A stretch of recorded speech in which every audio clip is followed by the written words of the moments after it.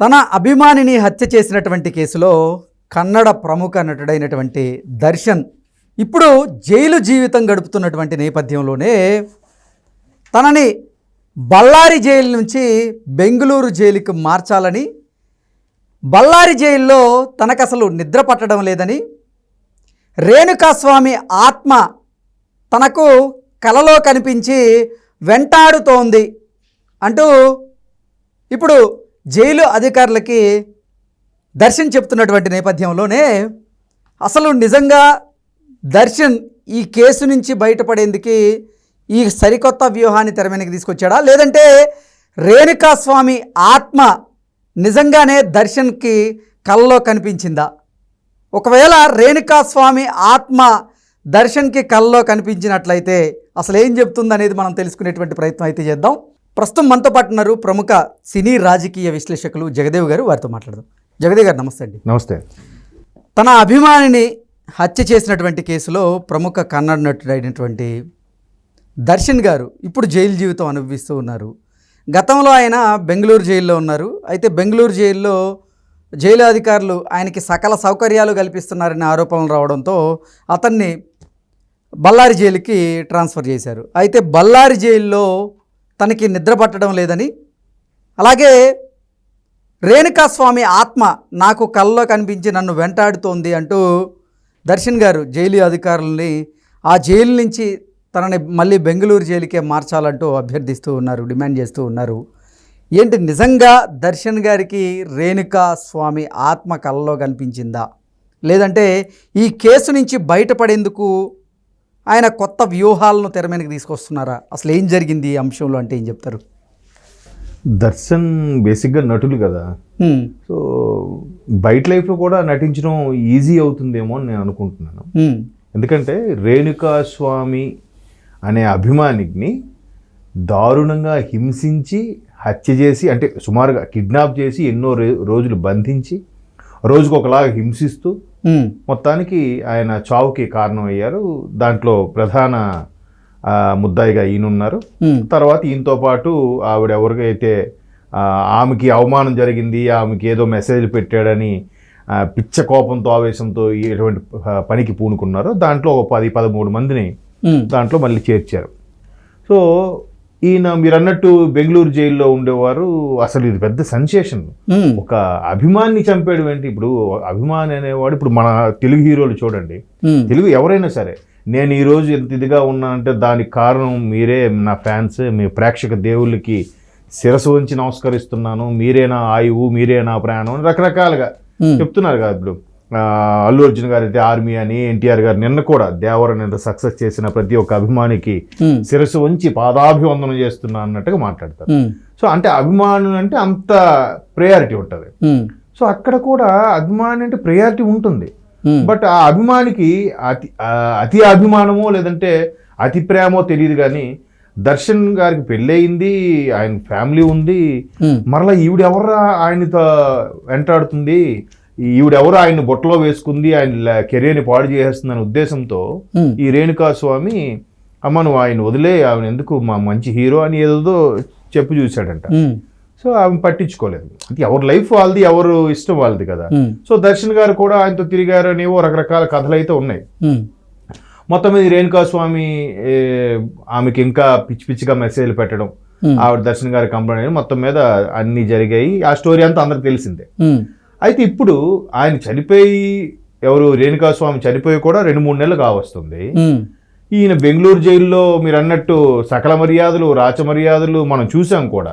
ఒక బయట పార్క్ లో కూర్చున్నట్టుగా చైర్లో కూర్చుంటే ఆయనతో పాటు ఒక రౌడీ షీటర్ ఎవరో ఇంకో అభిమాని, పైగా ఈయన పర్సనల్ అసిస్టెంట్ పక్కన కూర్చొని, ఈయన చేతిలో ఒక సిగరెట్, చేతిలో కాఫీ కప్పు, ఇలా జైల్లోనా ఇది బయట ఎక్కడన్నా పార్క్ లో కూర్చున్నారా, లాన్ లో కూర్చున్నారా అన్నట్టుగా అనిపిస్తుంది. అరే ఇన్ని మర్యాదలు ఏంటి అని చెప్పి అది మొత్తానికి ఇష్యూ అది బయటకు వచ్చింది. తర్వాత జైలు అధికారులు ఎవరైతే ఉన్నారో వాళ్ళు బాగా ఆయనకి సపోర్ట్ చేస్తున్నారు. అందుకే జైల్లోకి అసలు పూచిక పుల్లతో వెళ్ళనివి ఎలా వెళ్ళాయి అన్నది కూడా ఒక కాన్సెప్ట్. సో మొత్తం మీద ఈ మొత్తం విమర్శలు రావడంతో కర్ణాటక ప్రభుత్వం కూడా దీంట్లో ఇన్వాల్వ్ అవ్వడం, మొత్తానికి ఆయనకి అక్కడి నుంచి బళ్ళారి తరలించారు. అయితే బళ్ళారి నుంచి మళ్ళీ బెంగళూరు వెళ్తేనే అన్ని కంఫర్ట్స్ ఉంటాయని అనుకుంటున్నారేమో ఆయన. సో బళ్ళారిలో ఆయన అనుకున్న ఆటలు సాగట్లేదేమో. సో జైల్లో పెద్ద పెద్ద నైట్ పడుకున్నప్పుడు పెద్ద పెద్ద కేకలు వేయడం, మధ్యలో లేచి ఉలిక్కిపడి లేచి కూర్చోడాలు, ఇటు అటు తిరగడాలు అవి చేస్తున్నాడంట ఆయన. ఇది తోటి జైల్లో ఉండే తోటి ముద్దాయిలు చూసి ఏంటి ఆయన దర్శన్ హీరో ఇలా ప్రవర్తిస్తున్నారంటే, ఈయన అంటే మేబీ అలా అడగాలని ఇలా బిహేవ్ చేసిండు కూడా అయ్యుండొచ్చు. దానికే ఉంది. ఎన్ని సినిమాల్లో చూడలేదు, ఎన్ని కథలు వినలేదు, ఎన్ని స్క్రిప్ట్లు ఆయన జీవితంలో. అవును. సో మొత్తం మీద ఆత్మ కనిపిస్తుంది, ఆత్మ ఇబ్బంది పెడుతుంది. నిజంగా రేణుకాస్వామి ఆత్మ ఇబ్బంది పెట్టేలాగే ఉంటే బెంగళూరు జైల్లో కూడా ఇబ్బంది పెడుతుంది కదా. బెంగళూరు అక్కడ ఆ సరౌండింగ్స్ లో జరిగిన దాన్ని వదిలేసి బళ్ళారి వరకు ఆత్మ వచ్చి ఇబ్బంది పెడుతుందా? ఎగ్జాక్ట్లీ. అంటే ఆయన ఆత్మకైతే పరిధులు ఉండవు కదా. పలాన్ జైల్లో ఉంటేనే నేను ఇబ్బంది పెడతాను, నేను వెంటాడుతాను అనేది అయితే ఉండదు కదా. అంటే బెంగళూరు జైల్లో ఉన్నా ఆయన ఆత్మ వెంటాడుతుంది, లేదు బళ్ళారి జైల్లో ఉన్నా ఆయన ఆత్మ వెంటాడుతుంది. అవును. పోనీ కాసేపు నిజంగానే అనుకుందాం, అంటే ఒక గిల్టీ ఫీలింగ్ తో, పాప భీతి అనేది, అమ్మో నిజంగా ఎంత దారుణంగా చంపేశాం కదా అనే ఒక భయంతో, ఒక ఫోబియా లాగా వచ్చేస్తుంది కొంతమందికి. అరే అని చంపాను కదా, అందుకు కొంతమంది చూసారు మెంటల్ గా డిస్టర్బ్ అయిపోతారు, అరే నా వల్లే చనిపోయాడు, నా వల్ల ఇది అయిపోయాడు. సో అట్లా అయినప్పుడు బెంగళూరులో కూడా జరుగుండొచ్చు. అదే నిజంగా సైంటిఫిక్ ప్రకారంగా చూస్తే ఒక ఫోబియాగా అలవాటు అయిపోయి మెంటల్గా డిస్టర్బ్ అయ్యాడు, అందుకే అవే థాట్స్ వస్తున్నాయి, ఎవరిని చూసినా రేణుకాస్వామిలాగా అనిపించడం అట్లా జరుగుతున్నాయి అనుకోవడానికి. మీరు అన్నట్టు ఆత్మకు పరిధులు లేవు.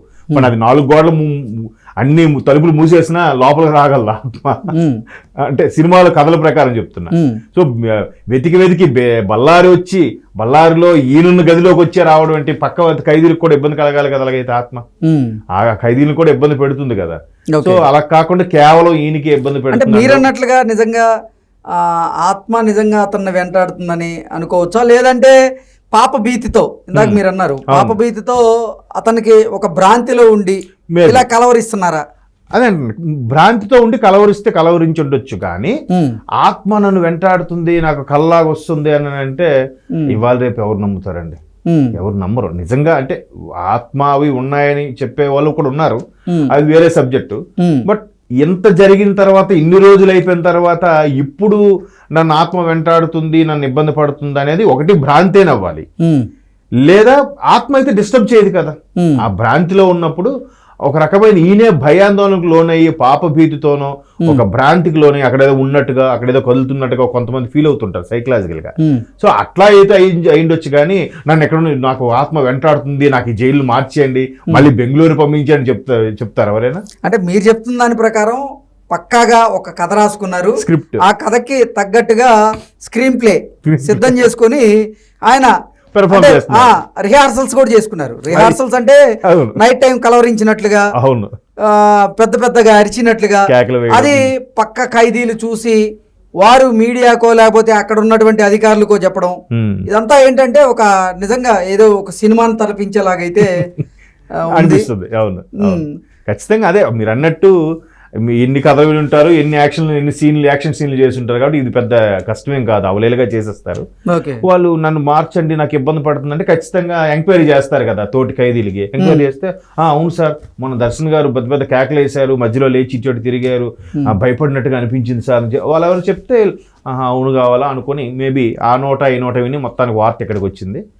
మళ్ళీ బెంగళూరు వెళ్ళిపోతే ఇంట్లో ఉన్నట్టుగా ఫీల్ అవుతాడు కదా బెంగళూరు జైల్లో. అంటే బెంగళూరు జైల్లో సకల సౌకర్యాలు, అవును, సకల మర్యాదలు, రాజకార్యాలన్నీ కూడా ఆయనకి అందుతున్నాయి. అవును, ఇక్కడేమో అందట్లేదు, సఫికేషన్ ఫీల్ అవుతున్నారు. అంతే. దానికి తోడు ఒక కథను సిద్ధం చేసుకొని మళ్ళీ అక్కడికి వెళ్ళేటువంటి ప్రయత్నం చేస్తున్నారు. దానికి రేణుకాస్వామి నాకు ఆయన ఆత్మ కల్లో కనపడుతుంది అనేటువంటి ఒక అంటే ఆ భ్రమను క్రియేట్ చేసేటువంటి పరిస్థితి అయితే అర్థం చేసుకోవచ్చు. మైథలాజికల్ స్టోరీ అన్నట్టుగా అనిపిస్తుంది. ఓకే అండి, thank you so much. Thank you.